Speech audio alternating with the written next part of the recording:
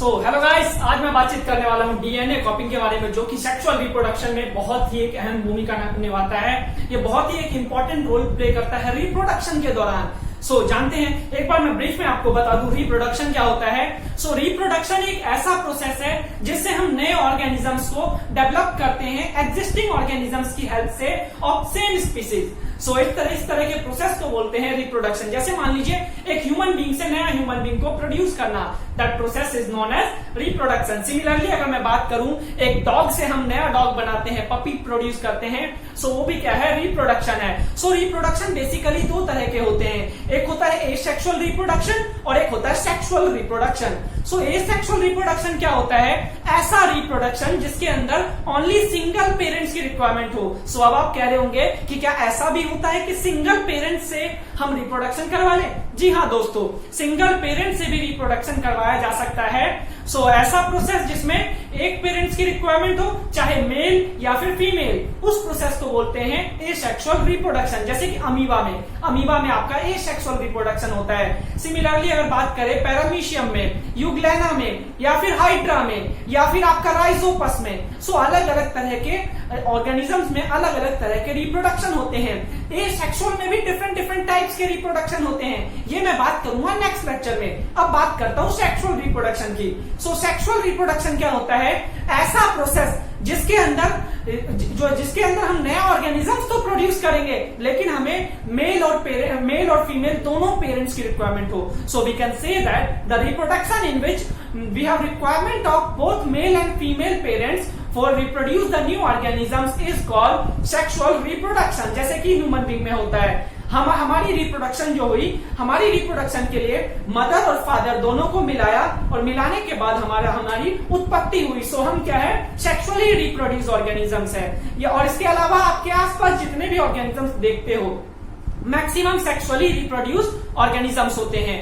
या फिर इसके अलावा जितने भी ट्रीज देखते हो, वो भी सेक्सुअली रिप्रोड्यूस ऑर्गेनिजम्स है। इस रिप्रोडक्शन के दौरान डीएनए कॉपिंग एक प्रोसेस होता है। हम जानते हैं डीएनए प्रोसेस क्या है और ये क्या भूमिका निभाता है। देखिए डीएनए क्या है, सबसे पहले ये जान लो। डीएनए एक तरह का प्रोटीन है। ये आपका एसिड है, प्रोटीन से बना एक एसिड है जिसका फुल फॉर्म होता है deoxyribo nucleic acid. DNA stand for deoxyribo nucleic acid.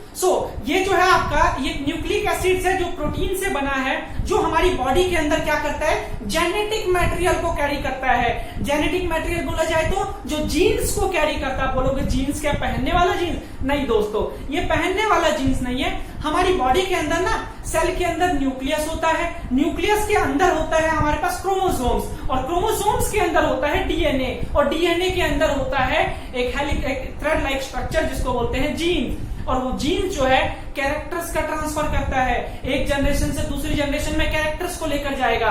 जैसे कि अगर हम बात करें, आपकी आंखें अगर आपके पेरेंट्स से मिल रही है, आपके स्किन का कलर आपके पेरेंट्स से मिल रहा है, आपको बालों का जो स्टाइल है आपके पेरेंट्स से मिल रहा है, वो किसकी वजह से मिल रहा है, डीएनए की वजह से। जब रिप्रोडक्शन हुआ था तो उस टाइम पे आपके पेरेंट्स से जो है वो डीएनए आप में कॉपी होकर आया, जिसकी वजह से आपका कैरेक्टर और पेरेंट्स का कैरेक्टर मिलता जुलता है। वी कैन से दैट कि डीएनए जो है एक जनरेशन से दूसरी जनरेशन में कैरेक्टर्स का भी ट्रांसमिशन करता है। इसलिए हम कहते हैं डीएनए जो है एक जेनेटिक मटेरियल है जो हेरिडिटरी इंफॉर्मेशन को एक जनरेशन से दूसरी जनरेशन में पहुंचाने में बहुत ज्यादा हेल्पफुल है। डीएनए के अंदर बेसिकली 3 चीज से बना होता है डीएनए। आपका 3 चीज क्या क्या होता है, सबसे पहला होता है आपका डीऑक्सीराइबोस शुगर। आपका डीऑक्सीराइबोस शुगर होता है, और इसके अलावा आपका होता है फॉस्फेट, और इसके अलावा होता है आपका नाइट्रोजिनस बेस। ये 3 कंपोनेंट्स होते हैं डीएनए का। कौन कौन सा? आपका सबसे पहले है कि डीऑक्सीराइबोस शुगर, फिर उसके बाद फॉस्फेट, और इसके बाद नाइट्रोजिनस बेस। और नाइट्रोजिनस बेस में 3 चीज होता है, वो हम जानेंगे। देखो डीएनए कॉपिंग के दौरान होता क्या है, डीएनए जो है ना आपका डबल हेलिकल स्ट्रक्चर होता है कुछ इस तरीके से, ऐसे। ये जो देख रहे हो डायग्राम्स, इसमें क्या है, डबल लेयर है। ये डबल लेयर है ना, बीच में से ब्रेक डाउन हो जाएगा, ब्रेक डाउन होने के बाद वाई शेप में कन्वर्ट हो जाएगा। इसके कन्वर्जन को, जब ये वाई स्ट्रक्चर जो बन जाता है ना, इसको बोलते हैं रेप्लिकेशन फॉर्म, उसी को बोलते हैं डीएनए कॉपिंग। डीएनए डीएनए कॉपिंग जो है ना बेसिकली सेक्सुअल और एसेक्सुअल दोनों ऑर्गेनिजम्स में होगा, सेक्सुअली रिप्रोड्यूस ऑर्गेनिजम्स में भी और एसेक्सुअली रिप्रोड्यूस ऑर्गेनिजम्स में भी। सो अब बोलोगे कि क्या उसमें दोनों में सेम काम करता है? सेम काम नहीं करता है। एसेक्सुअली रिप्रोड्यूस ऑर्गेनिजम्स में जब डीएनए कॉपिंग होता है ना तो ओनली सेल डिवीजन, मतलब सबसे पहले डीएनए डिवाइड होगा, डीएनए मतलब कॉपी होकर बिल्कुल एग्जैक्ट कॉपी आएगा, फिर न्यूक्लियस डिवाइड होगा और न्यूक्लियस से जो है ऑर्गेनिज्म मतलब कि बॉडी डिवाइड होकर नया ऑर्गेनिज्म प्रोड्यूस हो जाएगा।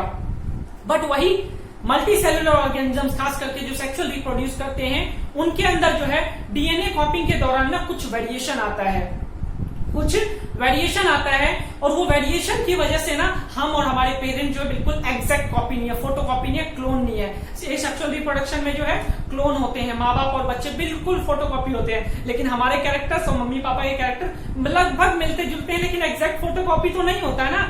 सो ये किसकी वजह से? डीएनए कॉपिंग की वजह से। सो डीएनए का स्ट्रक्चर समझते हैं और ये कॉपिंग का प्रोसेस कैसे होता है ये भी समझते हैं। सो देखो डीएनए का स्ट्रक्चर आपका कुछ इस तरीके से होता है, ध्यान से समझना, कुछ इस तरीके से जो है डीएनए का स्ट्रक्चर होता है आपका। अब इसके अंदर, अच्छा डायग्राम सही से नहीं बना, मैं दोबारा बना देता हूं।